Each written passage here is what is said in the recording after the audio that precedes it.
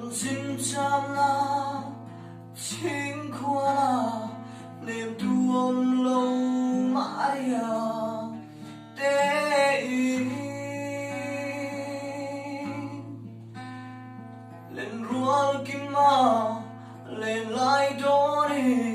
suy lung lên nghe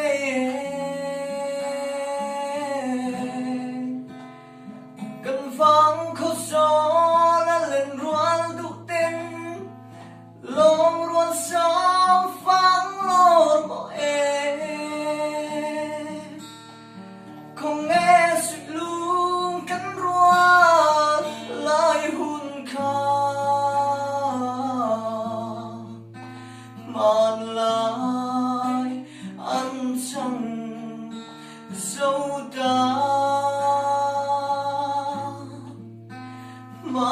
Hmanlai ăn chăng dấu ta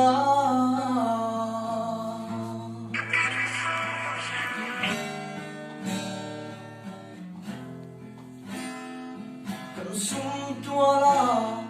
lên lại đó đi suy lung lên nghe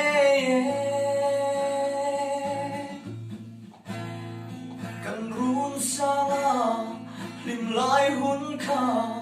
au kir kan hoa nghe cần vắng khóc gió đã lên ruộng đủ tên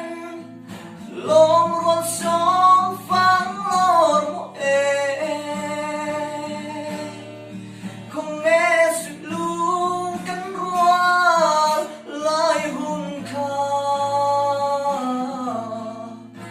Hmanlai ăn chăng dấu ta